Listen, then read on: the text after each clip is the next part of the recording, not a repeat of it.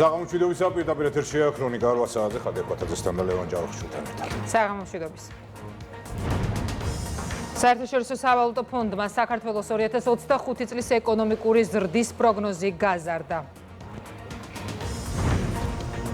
რით იკვებება ქართული ოპოზიცია და რატომ არ ანდობს ევროპა ზელენსკის საკუთარი ქვეყნის შიდა პოლიტიკას deep state-ის ხელწერა. ხილება ამერიკული ფარას მხრიდან ნაციონალების და კონგრესმენ ჯო ვილსონის ალიანსი რატომ ებრძოდნენ საქართველოში გამჭვირვალობის კანონს. დროულ საქმიანობაში დახმარება და საბოტაჟის მცდელობა ჩორჩანის ეპიზოდთან დაკავშირებით თავდაცვის ყოფილი მინისტრი ლევან იზორია გამოიკითხა. რამდენად კანონიერად და პროპორციულად იმოქმედეს სამართალდამცველებმა გახარიას დავალებით საგამოძიებო მოქმედებები რუსთაველის გამზირზე კიდევ ჩატარდა. თბილისი მუმბაი თბილისი ავიაკომპანია ინდიგო რეისებს 2 აგვისტოდან დაიწყებს.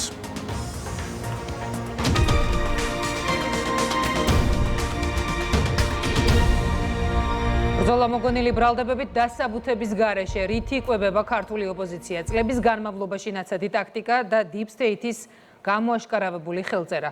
უმრავლესობის ლიდერი ქართული ოცნების აღმასრულებელი მდივანი ვიდეოს აქვეყნებს და ამ მასალიდან კარგად ჩანს, როგორ გადაწყვეტეს არჩევნებში დამარცხებულებმა გაამარჯვებული ქართული ოცნების რუსეთთან კავშირის გამოგონება ჯერ კიდევ წლების წინ. სოფო ბერიძე გვერდება. ეს ქართული ოპოზიციის პოლიტიკური ნოუ-ჰაუ არ არის. ასე იქცეოდნენ მართული ძალები შეერთებულ შტატებში, ევროპის პოლიტიკურ დედაქალაქებში და ევროპის სხვადასხვა დედაქალაქში და შესაბამისი მტკიცებულებები უკვე უმაღლეს დონეზე არის საჯარო. ამ მეთოდის მთავარი ხელწერა ადამიანებისთვის ყველაზე მძიმე იარლიყის მიკერება, როცა ქართული ოცნება პარალელებს ავლებს მარტივად ხედავს, რომ ოპონენტების ლექსიკონში სიტყვა რუსული ეგრეთ წოდებული დესტაბილიზაციის ქსელის ხელწერა. გამოგვიყენეს FSB-ში დიკებით და თავრობაში დაგვისვით. ხელისუფლებაში ყავს ოლიგარქი რუსია. ქართული ოცნება არის რუსული ოცნება.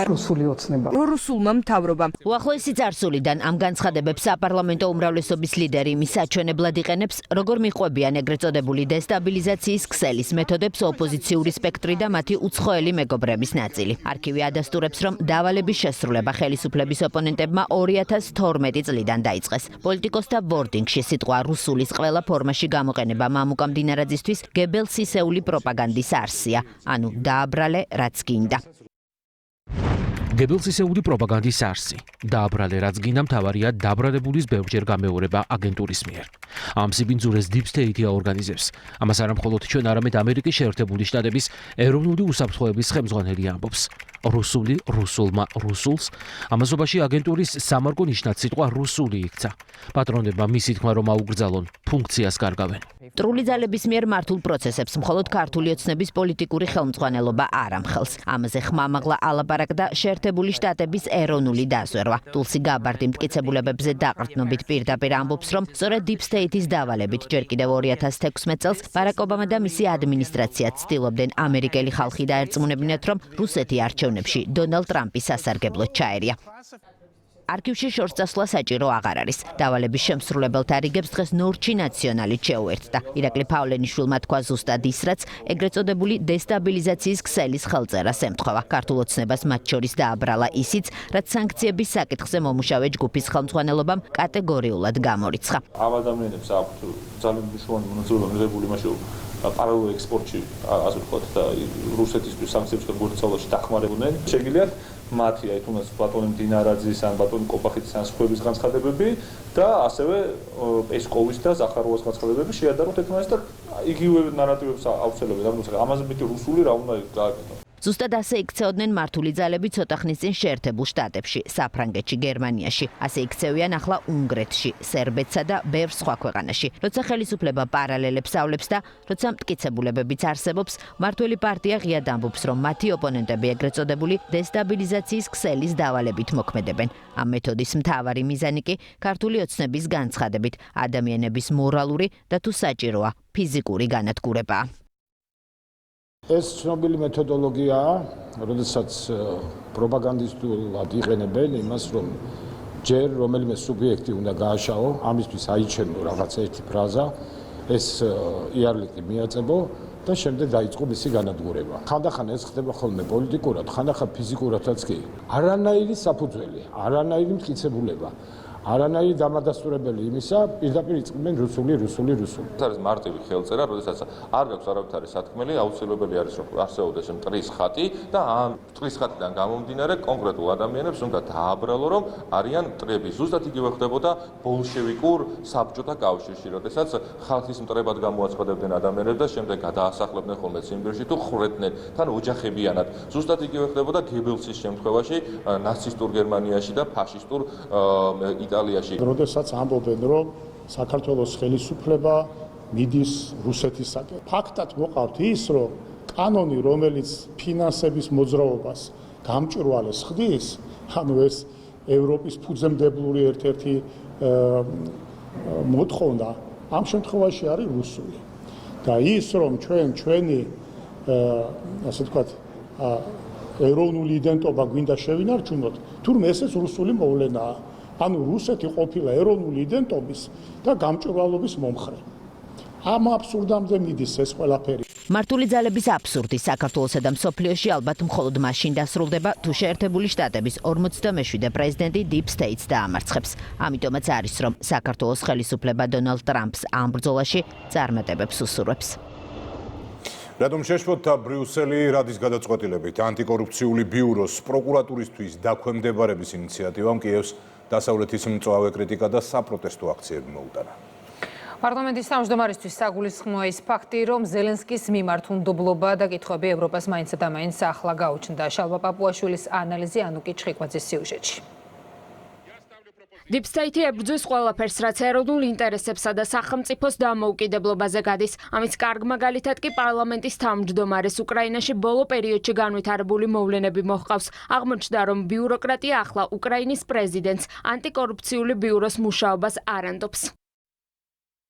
ერთი შეხედვით რა უცნაურია, რომ უკრაინის პრეზიდენტს, რომელსაც ჰაიმარსებს, ატაკამსებს და საკუთარი ხალხის სისხლით ევროპის დაცვას ანდობენ, არ ანდობენ საკუთარი ქვეყნის ინსტიტუტების მოწყობას, მაგრამ ეს ხომ მხოლოდ ერთი შეხედვით. ეს ისტორია კარგად აჩვენებს, რომ მსგავსი გარედან თავსმოხვეული ინსტიტუციური გადაწყვეტები სინამდვილეში ქვეყნის მართვაში გარედან ხელის ფათურის კარიბჭეებია. და ამ კარიბჭეებს ასე ადვილად რომ არავინ დაგახურინებს, ზუსტად ამას ვაკვირდებით საქართველოში ბოლო წლებია. და რა დამთხოვაა, რომ ეროვნული ანტიკორუფციული ბიუროს უფროსის მოადგილე ანუ თვალი და ყური მისი დაფუძნების მომენტიდან 2015 წლიდან სააკაშვილის აგენტურული ხელისუფლების უკრაინაში გაქცეული პროკურორი გიზო უგულავა იყო, რომელიც შარშან სექტემბერში უკრაინის ხელისუფლებამ შიდა ინფორმაციის გატანის გამო გაათავისუფლა, ფაქტობრივად აგენტი ამხილა. ეს არის ის, რაზეც დიდი ხანია ვსაუბრობთ სააკაშვილის, ადეიშვილის, ლორდ კიფანიძის, წოწორიას, ვაშაძის, დეკანოიძის და მთელი ამ მომთაბარე შაპიტოს უკრაინაში დესანტირება გარედან დაორგანიზებული სპეცოპერაცია იყო. უკრაინისთვის საქმეში გამოცდილი თვალყურის მდევნებლების მისაჩენად. ამიტომაც არის ეს ხალხი Deep State-ის მიერ ხელშეუხებლად გამოცხადებული. ამიტომ სვამენ ადეიშვილს ბუნდესტაგის საპატიო ლოჟაში და ამიტომ ხვდებიან მას ბრიუსელის ევროკომისრები. ამიტომ მისცეს ნონა წოწორიას, ადეიშვილის მარჯვენა ხელს ახალდავალებად მოლდოვის სასამართლოს რეფორმა. ამიტომ დააორგანიზებინეს გია ლორდ-კიფანიძეს, უკრაინის სამხედრო დაზვერვის უფროსის მოადგილეს სააკაშვილის შემოპარება. ამიტომ დადგა სააკაშვილმა მართლაც პროფესიონალი მზვერავის სიმტკიცით წინასწარ გამოცხადებული სიკვდილის ქრონიკა. ამიტომ გვიშრობენ სისხლს უკვე 4 წელია, რომ სააკაშვილი რამენაირად ციხიდან დაიხსნან. არც ელჩების დემარშებს ერიდებიან და არც პოლონელი ექიმების წინდის სპეცოპერაციას. Deep State-ის მხრიდან კრიტიკა მართო პოლიტიკურ პარტიაში არ უკვირთ, განსაკუთრებით მაშინ, როცა საქმე იმ ორგანიზაციების შესუსტებას ეხება, რომლებიც ჩრდილოვანი მმართველობის მიერ კონკრეტული დავალებების შესრულებისთვის შეიქმნა. სწორედ ამიტომ იყო, რომ ამავე ორგანიზაციებს წლების განმავლობაში ნაცმოძრაობის ის წევრები ხელმძღვანელობდნენ, რომლებიც აგენტურული ქსელის მეშვეობით Deep State-ის დავალებებს ასრულებდნენ და ანგარიშვალდებულებიც საკუთარი პატრონების წინაშე იყვნენ. ის გადაწყვეტილებები, რასაც ახლა უკრაინული მხარე იღებს დამოუკიდებლად, ხომ ეს რა თქმა უნდა უკრაინული მხარის, ასე ვთქვათ, არჩევანი არის და მათი უფლება არის, თუმცა ამ შემთხვევაშიც რა თქმა უნდა Deep State-ი ჩაერთო ესეთი მასობრივი შეტევა განახორციელეს, რასაც ჩვენ ვაკვირდებით ბოლო დღეების განმავლობაში უკრაინული ხელისუფლების მიმართ, იქიდან გამომდინარე, რომ რა თქმა უნდა აგენტებით ყავდა დაკომპლექტებული ის ინსტიტუტები, რომლის ასე ვთქვათ, გადაკეთებასაც მარტივად რო ვთქვათ, აპირებს ბატონი ზელენსკი, იქ საქართველოდანაც გაქცეული დადასტურებული კრიმინალების ჩასმულები იყვნენ ამ ორგანიზაციაში ბატონი უგლავა, რომელიც პროკურორის თანამდებობას იკავებდა და ბატონი სააკაშვილი ძალიან ახლო წრის წარმომადგენელი გახდათ. მაშინ როცა უკრაინა Deep State-ის დავალებებს ზედმიწევნით ასრულებდა, გარე პოლიტიკურმა აქტორებმა ქვეყანა ევროპული ინტერესების დამცველად უკრაინის პრეზიდენტი კი გმირად შეერაცხეს. თუმცა ზელენსკის ბოლოდროინდელმა ნაბიჯებმა სურათი შეცვალა. ქართულ ოცნებაში ამბობენ, რომ Deep State-ი უკრაინაში ასე მარტივად არ დათმობს იმას, რასაც ამდენი ხანი აშენებდა. ეს ორივე ინსტიტუცია შექმნილი იყო თავის დროზე გარე, ასე ვთქვათ, მითითებით. თავის დროზე დემოკრატიული პარტიის ადმინისტრაციის მითითებით უკრაინაში. დღეს უკრაინის ხელისუფლება ფიქრობს, რომ ეს მას აღარ სჭირდება.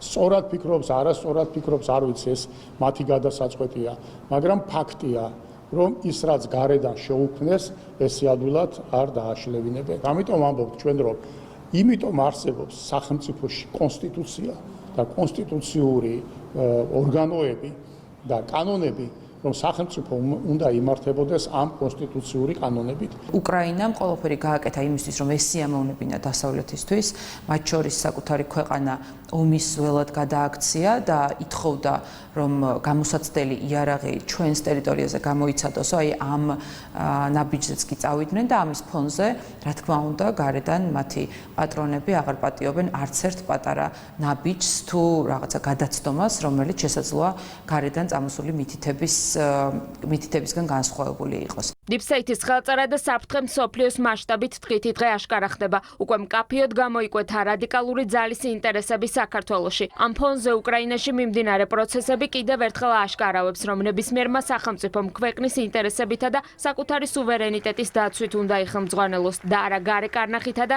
დირექტივებით.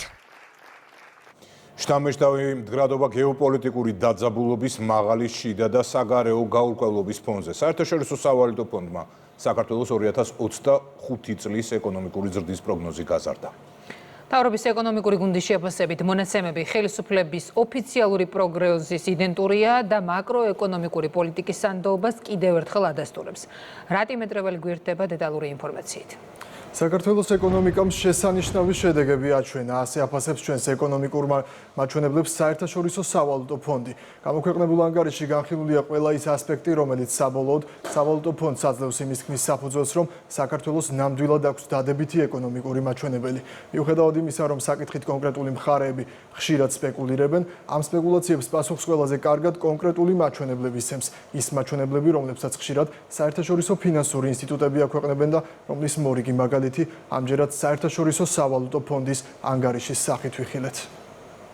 საერთაშორისო სავალუტო ფონდმა საქართველოს შესახებ ანგარიშში პირდაპირ თქვა, რომ ჩვენი ქვეყნის ეკონომიკური მაჩვენებელი გაზრდილია. ეკონომიკის ზრდის საშუალო მაჩვენებელი, საერთო ინფლაცია, საჯარო ვალი, ფისკალური და მონეტარული პოლიტიკა. ანგარიშში ამ და სხვა მაჩვენებლებს ფონდი დადებითად აფასებს. აქვე განხილულია ის გზაც, რომლითაც საქართველოს ხელისუფლებამ ამ მაჩვენებლებს მიაღწია. საქართველოს ეკონომიკამ შესანიშნავი გამძლეობა აჩვენა შიდა და გეოპოლიტიკური არასტაბილურობის პირობებში. 2021 წლიდან რეალური მთლიანი შიდა პროდუქტის წლიური ზრდა საშუალოდ 9%-ს აღემატებოდა, რაც პანდემიის შემდეგი ძლიერი აღდგენისა და ინფორმაციისა და საკომუნიკაციო ტექნოლოგიების და ტრანსპორტის სექტორების სტაბილური გაფართოების შედეგია.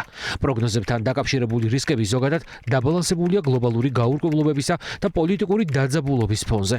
პერსპექტივაში 2025 წელს საქართველოს ეკონომიკის ზრდის ტემპი 7.2%-მდე შემცირდება, ხოლო საშუალოვადიან პერსპექტივაში 5%-მდე დავა. მოსალოდნელია, რომ ინფლაცია მიზნობრივ მაჩვენებელთან ახლოს შენარჩუნდება, ხოლო სახელმწიფო ვალი მიმდინარე ნიშნულთან დასტაბილურდება იმ შემთხვევაში, თუ ფრთხილი ფულად საკრედიტო და ფისკალური პოლიტიკა გატარდება. უკვე არსებულ მაჩვენებლებთან ერთად დადებითია სამომავლო პროგნოზიც, რომელსაც საერთაშორისო სავალუტო ფონდი საქართველოსთან დაკავშირებით აკეთებს. მრავალი მიმართულებით კი სავალუტო ფონდისა და ქართული მხარის ხედვა ერთმანეთს ემთხვევა. ეკონომიკური ზრდის პროგნოზი 7.2% არის ახლა უკვე განახლებული პროგნოზი. ანუ ამ თვალსაზრისით ხედავს მაღალი ზრდის შენარჩუნების კარგ პერსპექტივებს.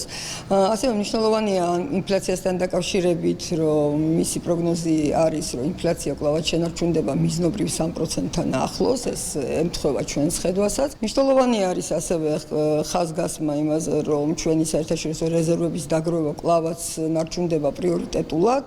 საერთაშორისო სავალუტო ფონდი საქართველოს ეკონომიკურ ზრდას ნაცვლად 6%-ից 7.2%-ს ელოდება, რაც კიდევ ერთხელ მიუთითებს საქართველოს მაკროეკონომიკური პოლიტიკის სანდოობაზე საერთაშორისო სავალუტო ფონდის მხრიდან.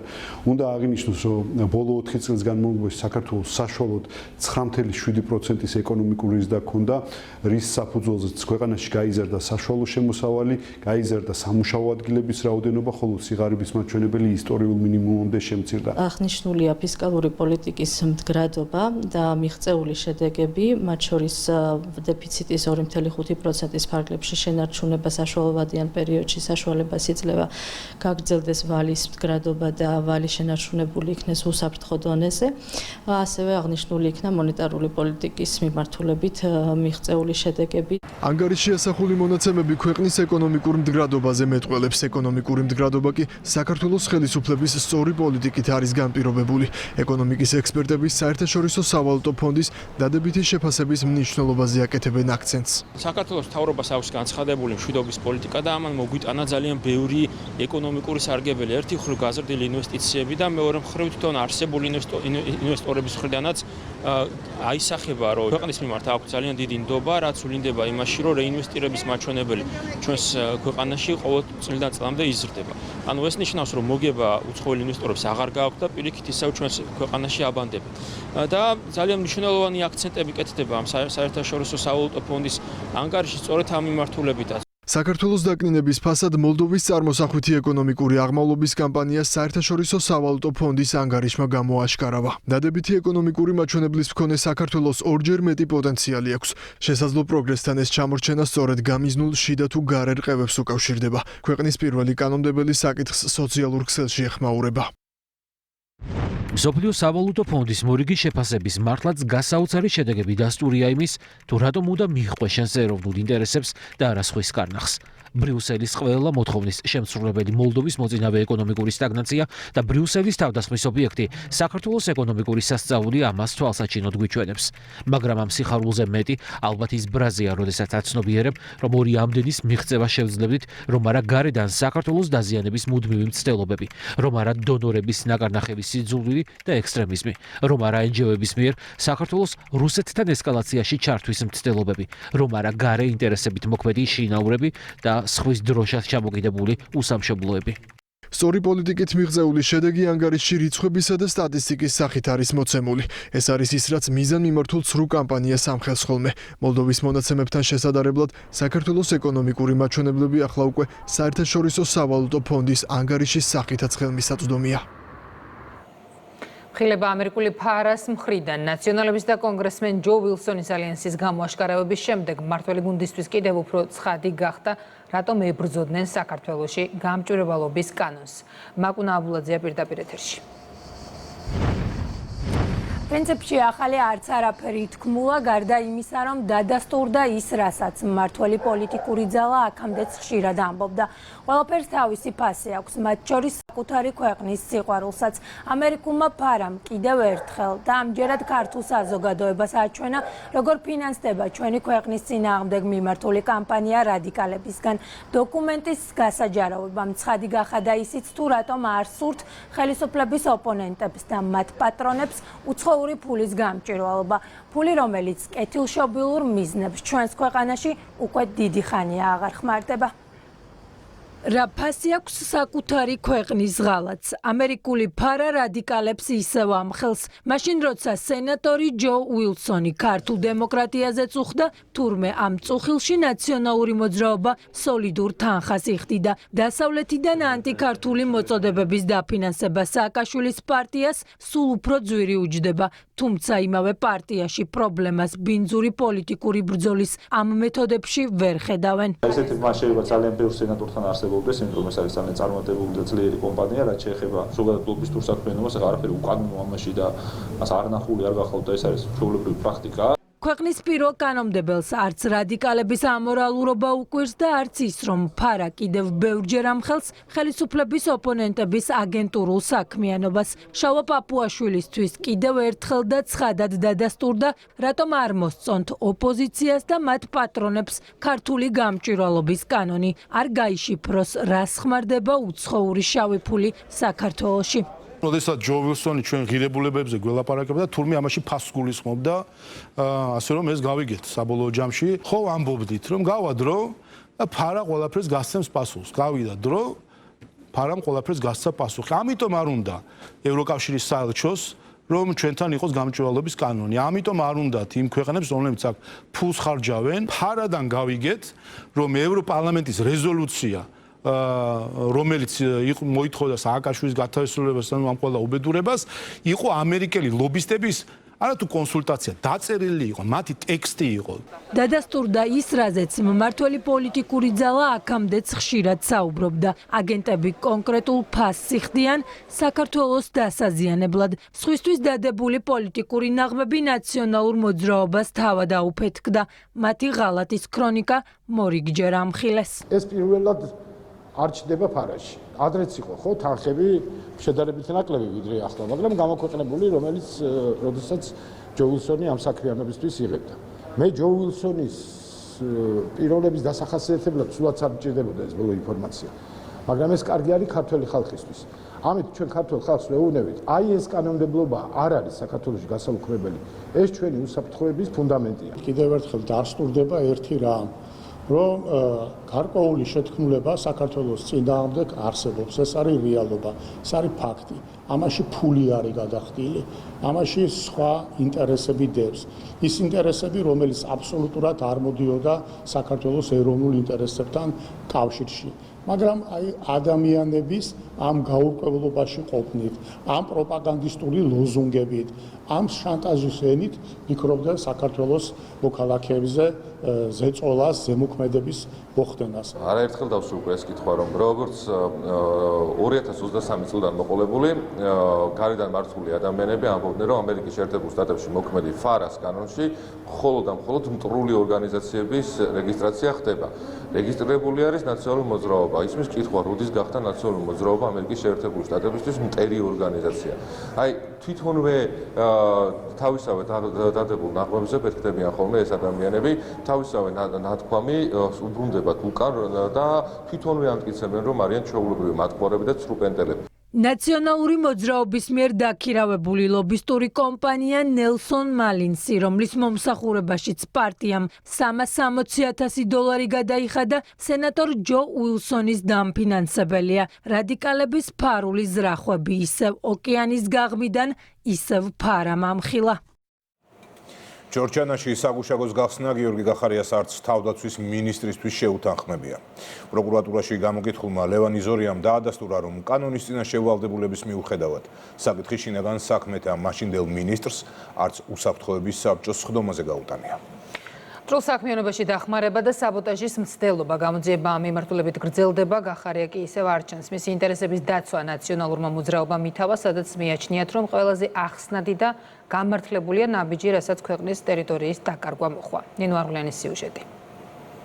მე ინფორმაცია არ გამაჩნდა. სოფელ ჯორჯანაში გახსნილი საგუშაგოს შესახებ გიორგი გახარიას საქმის კურსში არც ქვეყნის თავდაცვაზე პასუხისმგებელი უწყება.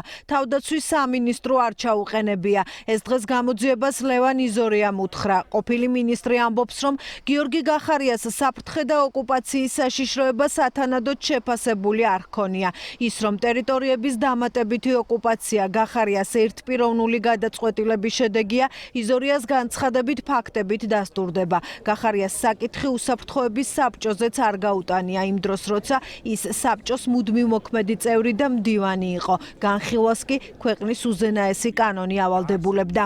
ჩვენი ქვეყნის უსაფრთხოების ინტერესები, მისი ტერიტორიული მთლიანობა, მით უფრო ასეთი ოკუპაციის პირობებში არის ყველაზე მნიშვნელოვანი პრიორიტეტი და ბუნებრივია, როდესაც მიღებული გადაწყვეტილებების საფუძველზე ვიღებთ სავალალო შედეგებს, მორიგი ტერიტორიების დაკარგვისთან დაკავშირებით არის ყოველად სამწუხარო ფაქტი. არ არსებობს ფაქტი იმასთან დაკავშირებით, რომ ახალშექმნილი მით უფრო ორგანო ახალი მოტივაციით და პასუხისმგებლობით შეიკრიბოს, რათა ყველაზე მნიშვნელოვანი საკითხი, ნომერ პირველი პრიორიტეტი, რომელიც უკავშირდება ჩვენი ქვეყნის საფრთხეებს და უსაფრთხოების უზრუნველყოფას და ამ შემთხვევაში ამ საგუშაგოს განთავსებას განხილული იყო სწორედ პასუხისმგებლიან ფორმატში, მას როგორც პასუხისმგებლიანს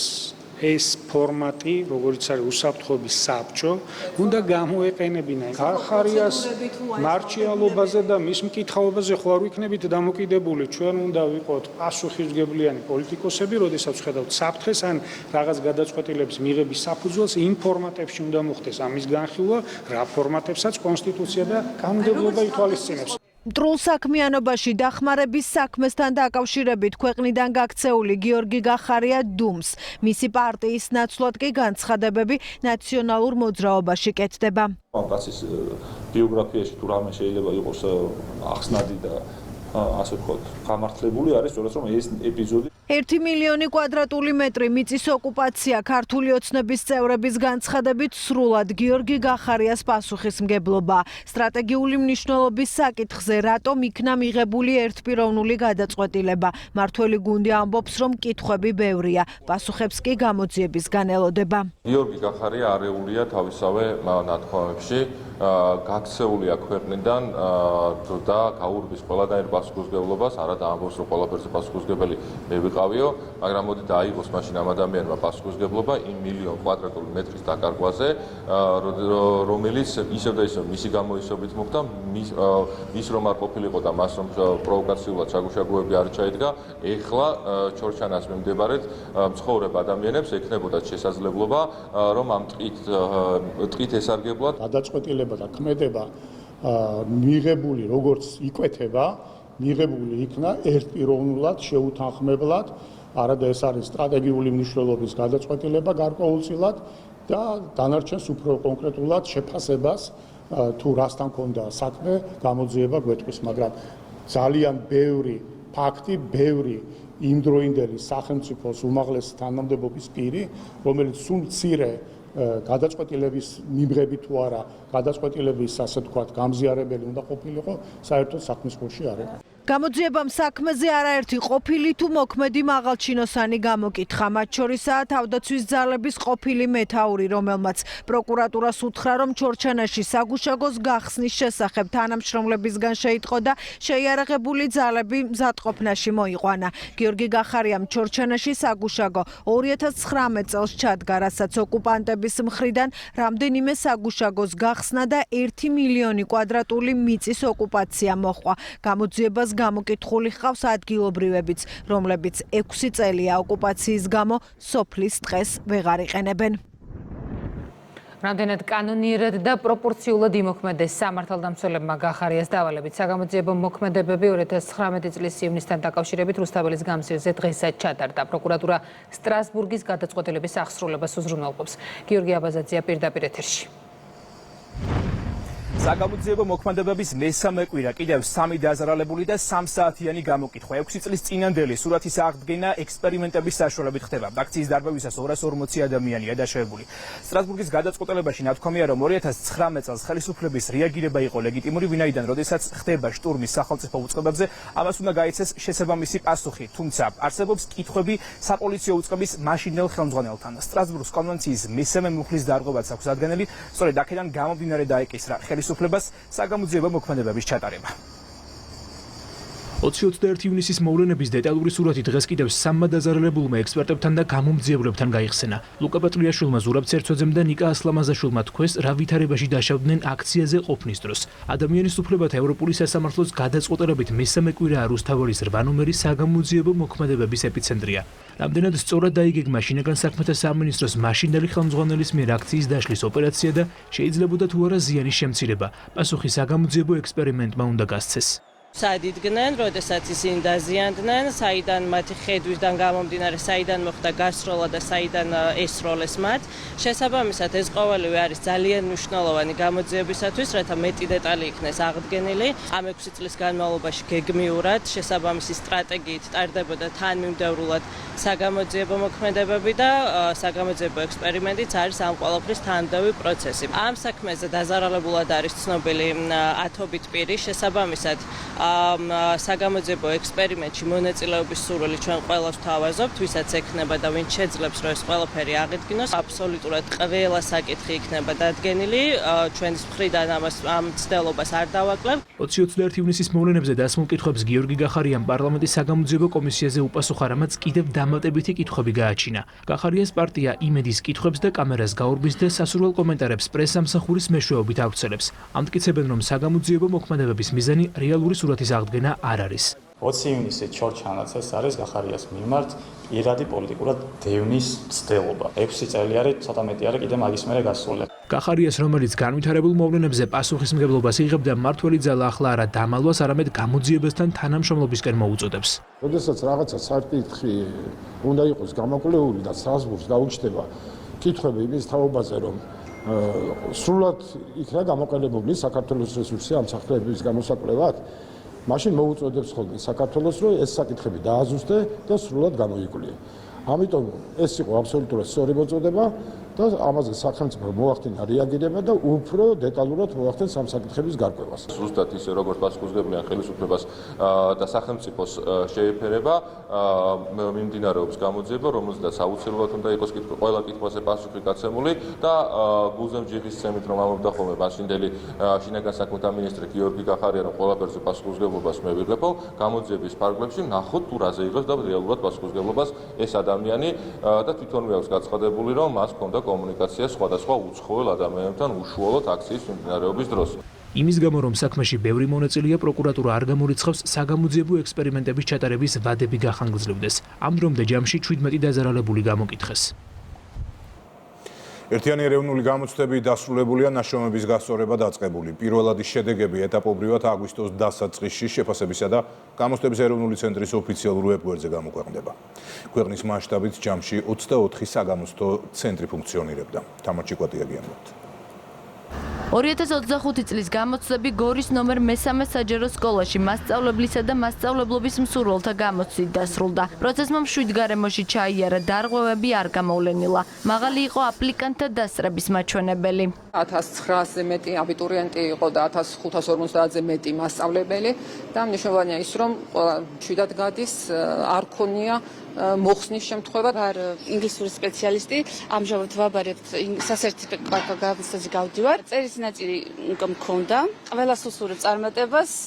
39,000-ზე მეტი აბიტურიენტი, 2,400-ზე მეტი სტუდენტთა საგრანტო კონკურსის მონაწილე, 10,000-ზე მეტი მაგისტრანტობის კანდიდატი და მასწავლებლისა და მასწავლებლობის მსურველთა 24,300-ზე მეტი აპლიკანტი. 2025 წლის საგამოცდო პროცესის ძირითადი სესიები დასრულებულია. საქართველოს მასშტაბით გახსნილ 24-ვე საგამოცდო ცენტრში პროცესი დარღვევების გარეშე ჩატარდა. ერთობლივი ძალისხმევით და ერთობლივი საქმიანობით შესაძლებელი იყო ასეთი მაღალი სტანდარტის უზრუნველყოფა, სანდოობის უზრუნველყოფა და რა თქმა უნდა იმ სამართლიანობისა და ხარისხიანობის უზრუნველყოფა, რაც საგამოცდო პროცესთან არის დაკავშირებული. ყველა გამოცდაში მონაწილე პირს უსურვებ წარმატებას, დარწმუნებული ვართ, რომ მათ მიეცათ სრული შესაძლებლობა საკუთარი პოტენციალი გამოემჟღავნებინათ.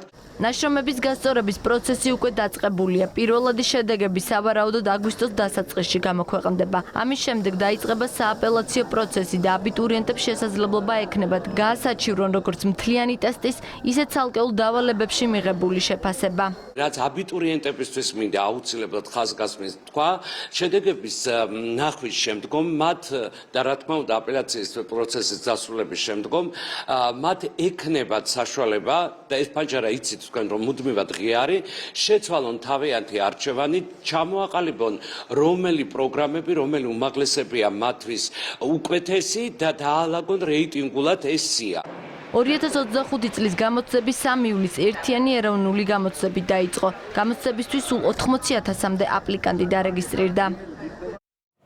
დედაქალაქში ურბანულ წესრიგს მოტოინსპექცია დაიცავს, რომელიც თბილისის იერსახეს გარემოს დანაგვიანებას და აკუსტიკურ ხმაურს გააკონტროლებს, ასევე სამშენებლო და ადმინისტრაციულ სამართალ დარღვევებზე ოპერატიულ რეაგირებას უზრუნველყოფს. მარიამ მელაშვილის სიუჟეტი. ეს თბილისისთვის სიახლეა, რომელიც ქალაქის ქუჩებში უკვე გამოჩნდა. მუნიციპალურმა ინსპექციამ ახალი პროექტი მოტო ინსპექცია შეიმუშავა, ურბანული წესრიგი და ქალაქის იერსახე. თბილისის მერიის ამ პრიორიტეტების დაცვის მიზნით სამსახური აღჭურვილია ევროპული სტანდარტის ტრიციკლებით, სპეცეკიპირებითა და თანამედროვე ტექნოლოგიებით, რომელთა დახმარებითაც დედაქალაქში წესრიგის დაცვის ღონისძიებები შედარებით მცირე დროში ეფექტიანად წარიმართება. შესყიდული იქნა 20 ერთეული ტრიციკლი. პროექტის მიზანია ისტორიულ და ტურისტულ ზონებში, ცენტრალურ მოედნებსა და გამზირებზე ეფექტურად მართოს ურბანული წესრიგი და გაატაროს შესაბამისი ღონისძიებები. მოტო ინსპექცია განახორციელებს დედაქალაქის იერსახის გარემოს დანაგვიანებისა და აკუსტიკური ხმაურის კონტროლს, სამშენებლო და ადმინისტრაციულ სამართალ დარღვევებზე ოპერატიულ რეაგირებას. პროექტის მიხედვით ინსპექტორები ისტორიულ ზონებში, ცენტრალურ მოედნებსა და გამზირებზე დედაქალაქის იერსახის გარემოს დანაგვიანების და აკუსტიკური ხმაურის კონტროლს, ასევე სამშენებლო და ადმინისტრაციულ სამართალ დარღვევებზე ოპერატიულ რეაგირებას მოახდენენ.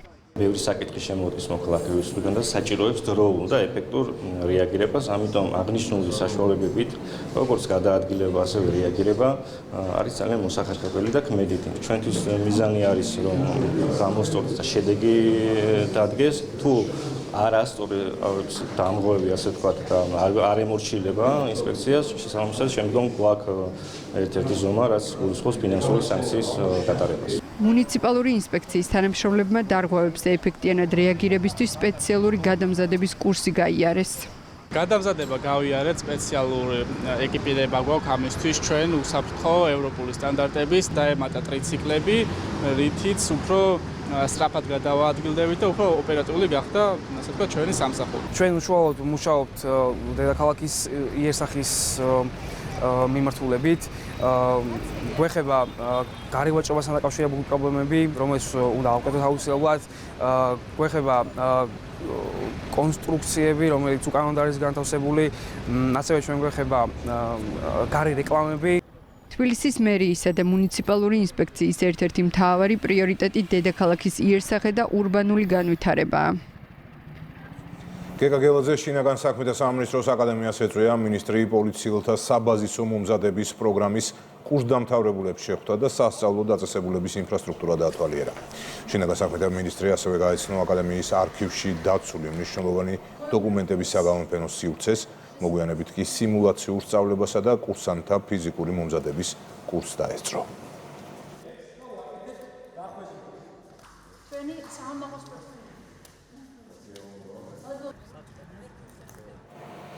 ქართულ-უზბეკური ეკონომიკური თანამშრომლობის სტრატეგიული საკითხები ეკონომიკის და მდგრადი განვითარების მინისტრი უზბეკეთშია ოფიციალური ვიზიტის ფარგლებში მარიამ ქრივიშვილი ქვეყნის პრემიერ-მინისტრს შეხვდა. მხარებმა სავაჭრო ეკონომიკური თანამშრომლობის პრიორიტეტულ სფეროებზე, ვაჭრობაზე, ტრანსპორტსა და ლოგისტიკაზე, ინოვაციებსა და ტექნოლოგიებზე, ასევე ენერგეტიკის, ავიაციის, ტურიზმის, ინვესტიციების და სოფლის მეურნეობის საკითხებზე ისაუბრეს.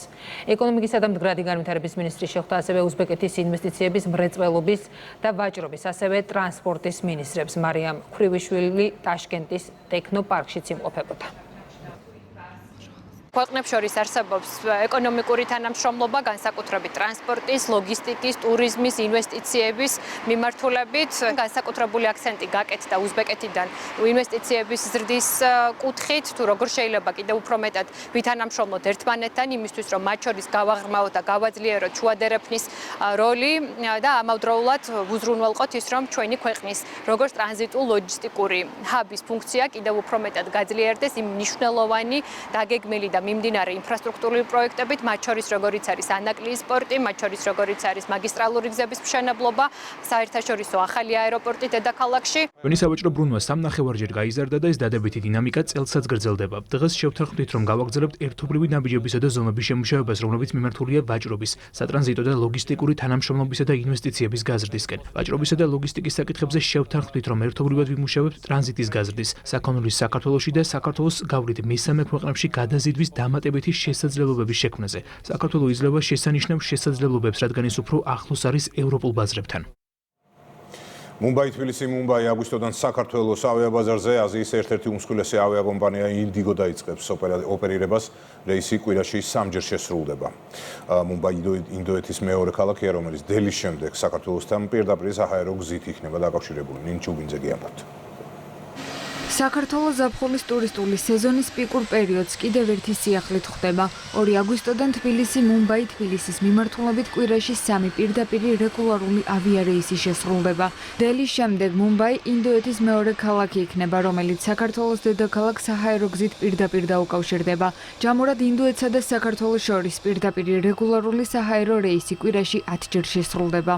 მუმბაი გახლავთ აზიის ერთ-ერთი უმსხვილესი ქალაქი, ასევე დელის შემდეგ ყველაზე დიდი საავიაციო ჰაბი ინდოეთში, რაც იმის მანიშნებელია, რომ აღნიშნული მიმართულებით ფრენები ხელშეუწყობს როგორც მგზავრების მოზიდვას საქართველოს მიმართულებით, ასევე ქართველი მგზავრების გადაადგილებას ინდოეთის და აზიის სხვადასხვა ქალაქების მიმართულებით. აღნიშნული გადაწყვეტილება ასევე ნათლად ასახავს საქართველოს მიმართ ინდოეთის მზარდ ეკონომიკურ და ტურისტულ ინტერესს და შედეგად საქართველოს-ინდოეთს შორის კვირაში უკვე 10 პირდაპირი ფრენა განხორციელდება. ბაზრების დივერსიფიცირება და რეგულარული პირდაპირი რეისები ეკონომიკის სამინისტროში აცხადებენ, რომ სანავიგაციო სფეროში სწორედ ამ პრიორიტეტებზე მუშაობენ. განმარტავენ, რომ საერთაშორისო ტურისტულ ბაზრებზე საქართველოს მიმართ გაზრდილ ინტერესს ახალი მიმართულებების დამატება ადასტურებს. ავიადაკავშირებადობა და პირდაპირი ფრენები ერთ-ერთი მნიშვნელოვანი და ერთ-ერთი პრიორიტეტული მიმართულებაა, როგორც ტურიზმის განვითარების, ასევე საქართველოს სატრანსპორტო პოლიტიკის განვითარების მიმართულებით და მომავალშიც კვლავად გაგრძელდება ინტენსიური მუშაობა ამ მიმართულებით. ორ ქვეყანას შორის ტურისტულ, ბიზნეს და კულტურულ ურთიერთობათა კიდევ უფრო გაძლიერება. კერძო სექტორი ახალი მიმართულებით დანიშნული პირდაპირი ავიარეისის დადებით ფაქტორებზე ამახვილებს ყურადღებას. მუმბაის მოსახლეობა არის 12 მილიონი და სწორედ აქ არის ინდოეთის ყველაზე მაღალმხარჯვალოვანი სეგმენტი თავმოყრილი და პირდაპირი ფრენის არსებობა, რა თქმა უნდა, ხელს შეუწყობს და დაეხმარება მათ მოგზაურობას საქართველოში, რაც თავის მხრივ განავითარებს ჩვენი ადგილობრივ ბიზნესს მთელი საქართველოს მასშტაბით. ინდური კომპანია ინდიგო აზიის ყველაზე დიდი დაბალბიუჯეტიანი ავიაკომპანია, რომელიც 600-ზე მეტი მიმართულებით დაფრინავს. 2025 წლის იანვარ-ივნისის მონაცემებით ინდოეთიდან საქართველოში პირდაპირი საჰაერო გზით 56,000-ზე მეტი მგზავრი ჩამოვიდა, რაც გასულ წელთან შედარებით 123%-ით მეტია. ფოთში საზღვაო სეზონი ოფიციალურად გაიხსნა, რით არის გამორჩეული წელს რეაბილიტირებული სანაპირო ზოლი. თეუნა კვარაცხელიას და დიტო ყირიმლიშვილის რეპორტაჟში ნახავთ. შავი ზღვის კარიბჭე, ქალაქი ფოთის საზღვაო სეზონს რეაბილიტირებული სანაპირო ზოლით შეხვდა. დამსვენებლებს განსხვავებული ინფრასტრუქტურა და კეთილმოწყობილი სანაპირო ზოლი დახვდათ. ახალი საჭრდილობლები, საშხაპეები, სანაპირომდე მისასვლელი ბილიკები, სველი წერტილები, ყველაფერი რაც სასიამოვნო დასვენებას უზრუნველყოფს. წელს უკვე ძალიან დიდია დაინტერესება, მათ შორის კერძო სექტორმა ძალიან ბევრი ახალი ობიექტი გახსნა და სხვადასხვა მიმართულებით, არა მხოლოდ კაფე, რესტორნების მიმართულებით, ასევე საზღვაო ატრაქციების და სხვადასხვა მიმართულებით ბევრი სიახლე დახვდება წელს აქ მოსულ დამსვენებლებს და ჩვენც რა თქმა უნდა მთელი ზაფხულის განმავლობაში შევეცდებით, რომ სხვადასხვა აქტივობებით მაქსიმალურად დავტვირთვით. მალთაყვას განახლებული სანაპირო ზოლის სხვადასხვა ასაკის დამსვენებელზეა გათვლილი, განსაკუთრებით ახალგაზრდებისთვის. მათ არაერთი გასართობის სივრცე დახვდებათ. შესაძლებლობა ექნებათ ჩაერთონ პლაჟის თამაშებში, ფეხბურთში, ფრენბურთსა და რაგბიში. სანაპირო ზოლზე სპორტული მოედნები უკვე მოწყობილია. წელს შესანიშნავ ფორმაშია მალთაყვის სანაპირო, იმიტომ რომ ბევრი გასართობის სივრცე დაემატა, ბევრი საკვების ობიექტები დაემატა. ახალგაზრდებისთვის ეს ძალიან სასიამოვნოა. უფრო გალამაზდა სანაპირო. ახალგაზრდებისთვის გაიხსნა ბევრი სივრცეები, სადაც შემიძლია მოვიდეთ ჩვენს მეგობრებთან ერთად და ზაფხულის ცხელ დღეებში ხდე კარგად და სასიამოვნოდ. ღამით გართობის მოყვარულთათვის კი სანაპიროზე განთავსებულია კაფე-რესტორნების ტრაფიკების ობიექტები და მოსასვენებელი ბუნგალოები. მათ განწყობაზე მოწვეული დიჯეები იზრუნებენ. მომხმარებლები ყავს ძალიან ბევრი, კმაყოფილი მომხმარებლები, რომლებსაც აქ დასვენება უხარიათ, შესაბამისად ხარისხიან პროდუქტს თავაზობთ, ისედაც ხარისხიანი დასვენება აქვთ აქედან გამომდინარე. და მოკლედ ძალიან პოზიტიურად მიდის ყოველი დღე. ახალი საზღვაო სეზონი გახსნილია, ჯერი ახლა უკვე დამსვენებლებზეა. მზე, ზღვა, რუჯი. მოკლედ ყველაფერი რაც ზაფხულს გაგიფერადებთ და დაუვიწყარ ემოციებს დაგიტოვებთ. ქართველი მზარეულები მსოფლიოს ერთ-ერთ წამყვან კულინარიულ სასწავლებელში კულინარებმა ტურიზმის ეროვნული ადმინისტრაციის ორგანიზებით დიჟონში გადამზადების კურსი გაიარეს. უფრო მეტს მარიამ ბუღაძე მოგვიყვება. გასტრონომიული მოგზაურობა საფრანგეთში და 10 ქართველი მზარეულის პროფესიული თავგადასავალი. ტურიზმის ეროვნული ადმინისტრაციის ორგანიზებით ქართველმა მზარეულებმა საფრანგეთში დიჟონში მსოფლიოს ერთ-ერთ წამყვან კულინარიულ სასწავლებელში გადამზადების კურსი გაიარეს. 2 კვირის განმავლობაში ისინი ახალ ტექნოლოგიებს და უახლეს ტენდენციებს გაეცნენ. პროექტის მიზანი საერთაშორისო პრაქტიკის გათვალისწინებით ქართული კულინარიის განვითარებაა. აქტიურად ვეხმარებით გასტრონომიის განვითარებას, მონაწილეობს სხვადასხვა საერთაშორისო აღონისძიებებში და ვფიქრობთ, ეს პროექტი ერთ-ერთი წარმატებული პროექტი იქნება. შეფმზარეულები თავის კვალს დატოვებენ ქართულ გასტრონომიაზე და ძალიან ბევრ საერთაშორისო მოგზაურს უმასპინძლებენ, სადაც რეალურად შეძლებენ ქვეყნის პრეზენტაციას. ფრანგმა შეფებმა ქართულ მზარეულებს ფრანგული ტექნიკა შეასწავლეს, რაც ახალ თაობას საშუალებას მისცემს არსებული ცოდნა ქართულ კულინარიაში გადმოიტანონ და ტრადიციული გემოები კიდევ უფრო გაამდიდრონ. ისინი ფერანდის კულინარიულ სკოლაში ჩამოვიდნენ, რომ შეესწავლათ ტექნიკა, საფუძვლები, ფრანგული და ხმელთაშუა ზღვის სტილი. საქართველო ნამდვილად შესანიშნავია და დიდი მომავალი აქვს გასტრონომიაში. საქართველო ულამაზესი ქვეყანაა, რომელსაც ძლიერი კულინარიული და მეღვინეობის ტრადიცია აქვს. ძალიან მნიშვნელოვანია, რომ ჩვენ დავიცავით რეცეპტი, მომზადების წესები, გავაუმჯობესეთ და ვისწავლეთ სხვადასხვა ტექნიკა. როცა კურსის მონაწილეები დაბრუნდებიან, მათ შეუძლიათ ბევრი რამ გამოიყენონ საქართველოში. მზარეულები ტურიზმის ეროვნული ადმინისტრაციის მიერ გამოცხადებული კონკურსის მეშვეობით შეირჩნენ. კურსის დასრულების შემდეგ მათი გეგმები უკვე ცნობილია. მიზანი აქვთ ტრადიციული რეცეპტები ინოვაციური მიდგომებით გამდიდრონ და ახალი გემოს ისტორია შექმნან. მინდა შექმნა რაღაც ახალი ქართული მართულებით, რომლებიც იქნება ტექნიკურად გამართული, მაგრამ გემოები და ფესვები იქნება ქართული. როდესაც ჩავალ საქართველოში და მივალ ჩემს სამზარეულოში, ძალიან მინდა აქ რა უნარჩვევებიც გამოვიმუშავე, გადმოვიტანო ქართულ ტრადიციულ კერძებში. ეს 2 კვირა იყო ძალიან საინტერესო და გამორჩეული ჩვენ ცხოვრებაში ყველასთვის, იმიტომ რომ ვისწავლეთ ძალიან ბევრი ახალი ტექნიკა, რითიც შეგვიძლია რომ განსხვავებული კერძები მოვამზადოთ. ქართული გასტრონომია ქვეყნის მთავარი სავიზიტო ბარათია. ტურიზმის ეროვნული ადმინისტრაცია არაერთ პროექტს ახორციელებს იმისთვის, რომ საქართველოს კულინარიული კულტურა ახალ საფეხურზე ავიდეს. როა დიმიტრე ბულაძე ერთად სტუდიაში. საამშვიდობისა ამ წუთებში